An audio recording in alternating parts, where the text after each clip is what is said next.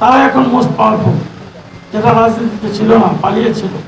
বাংলাদেশের যে রাজনীতি, সেই রাজনীতিতে অন্য দেশের রাজনীতির সাথে বাংলাদেশের রাজনীতির অনেক পার্থক্য।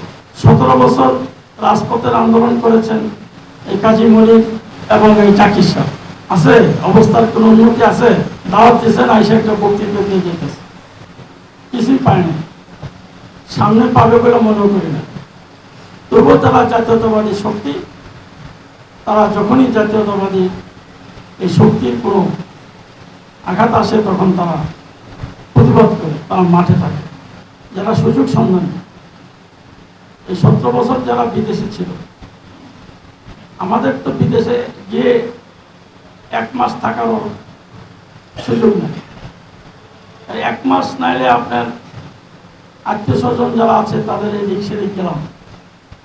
এরপরে আমেরিকা যদি যাই, একদিন থাকতে হলে কোনো হোটেলে $300 $400 লাগে।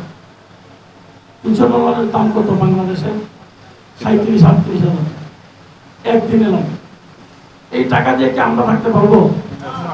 আমরা তো বাংলাদেশেই থাকবো, ওই ফার্মের মুরগির মতো পুলিশ গিয়ে আমরা খোয়ার থেকে দূরে নিয়ে আসবো, কারণ আমরা তো বিদেশে পলায় থাকার মতো শক্তি। তো যারা পালিয়েছিল তাদের ধাক্কায় এখন যারা রাজপথে ছিল তারা এখন চিৎকার করে যাচ্ছে, তাদের সুযোগ সুবিধা। সেই জন্য এদেশের রাজনীতি বহু চিন্তা ভাবনা করে করতে হবে। তারা এখন মোস্ট পাওয়ারফুল, যেটা রাজনীতিতে ছিল না, পালিয়েছিল। যারা বিএনপির বিরোধিতা করেছিল তারাই এখন সম্মুখ পাবে। আমার নেতা বাংলাদেশের বর্তমান প্রধানমন্ত্রী জনাব তারেক রহমান বলেছিলেন, মিছিলের শেষ ব্যক্তিটিকেও মূল্যায়ন করা হবে। আমরা অপেক্ষায় আছি ওনার কথা বাস্তবায়ন হবে, বাস্তবায়ন।